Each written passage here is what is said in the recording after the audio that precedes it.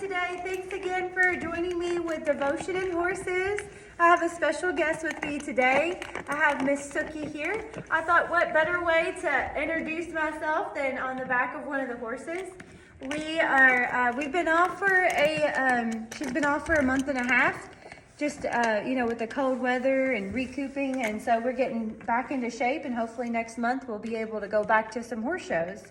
And I've had Miss Sookie for, since she was a yearling. She's now 14.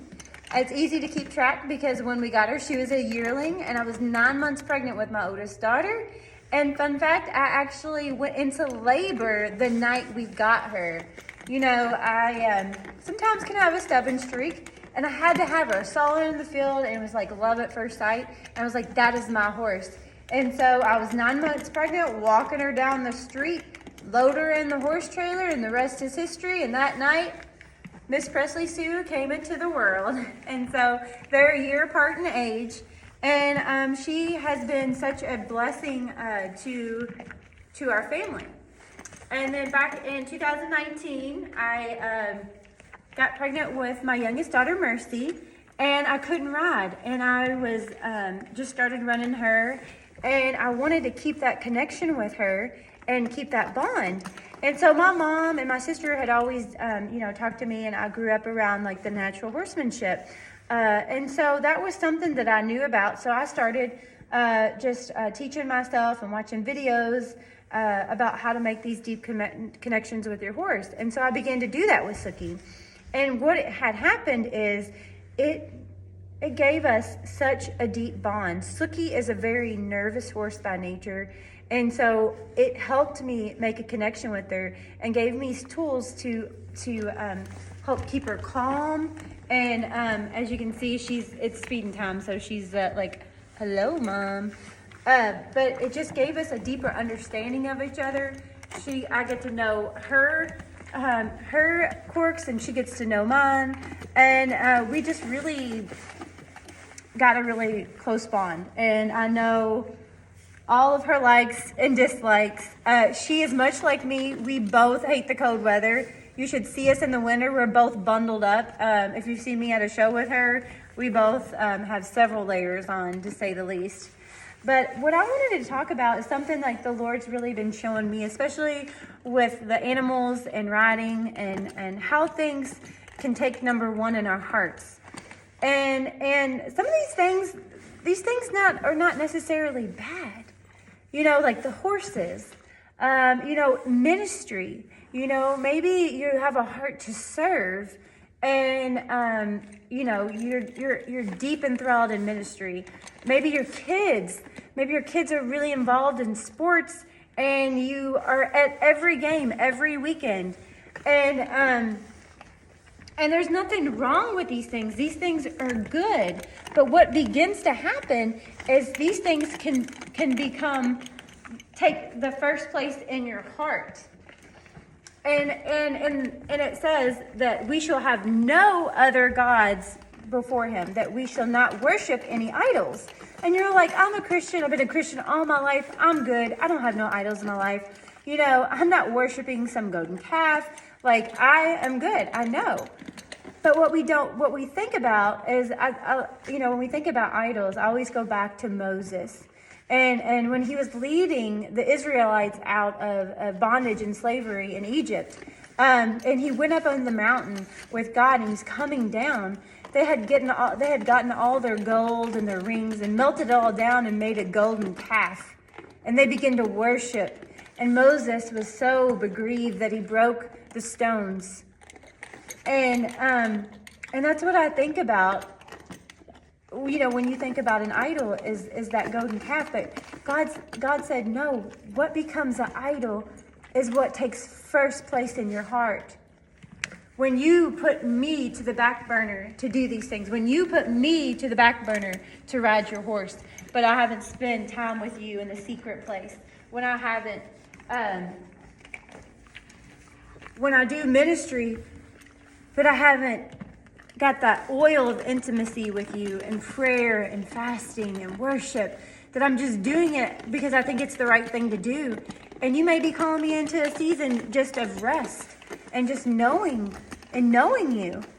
It's when these things are good, they're not bad, but God's saying, I want your heart first, because he's a jealous God, and he doesn't want these things that are in your heart that are taking you away from him. He wants you to draw near to him, and he will give you. It says, you have not because you ask not. He will give you the desires of your heart that he's given you. He's given me these desires for these horses and these animals that I love them so much. But he says, first, I want your heart. I want you to know me. I want you to know my voice. And so, I pray that, watching this video, we're just kind of scratching the surface, but you would begin to look at your own heart and have conviction of things that might be taking number one. These things are not bad. Family is not bad. Our kids are not, we're to love our kids and to take care of them. But when there's sports and the things, they become number one in our heart, we have to take a moment and reflect of what's happening in our lives.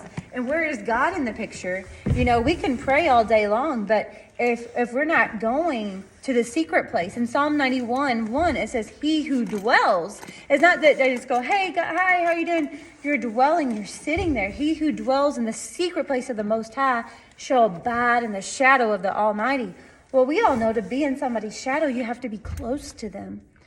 God has made us for communion. God has made us for a relationship. And that's what he wants.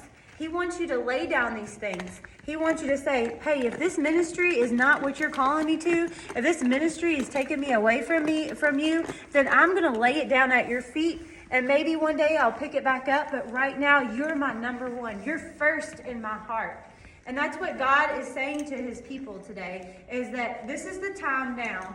This is the time now to come to him.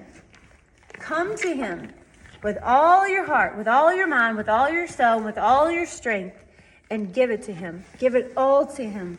And watch what he does in your life. Watch what he does in your marriage. Watch what he does in your writing. Watch what he does in your finances when you give it all to him. Yes, we need to work. Yes, we've got to take care of our husband and our kids. But God has to come first. And so doing this and riding and spending time with the horses, yes, I do that. But he's involved in everything that I do. He sits on the throne of my heart. And there's sometimes that he corrects me and is like, Kristen, you're focusing on the wrong thing. Come back. You're taking this over me. Even doing these videos, they can become an idol if this is what I'm focusing on and it's not about God and what he's revealing to my heart and what he's asking me to do in this time and this season. So I just ask you guys just to reflect on where you're at in your life. As I read on Instagram, I saw where there are hundreds, if not thousands, of Christians being persecuted in the Congo and Syria that are being murdered because of their faith. And I would ask you, if that would to come to here in America, would you be so bold in your faith? Would you be able to stand up and say that God is number one in your life, that he is worth dying for, that it would bring conviction to you? That we live in a time now where it's more important than ever to make God number one on your heart. To make him the king of your heart. To sit on the throne of your heart. To make him your number one priority. Because the days are evil and wicked. But he waits. He waits.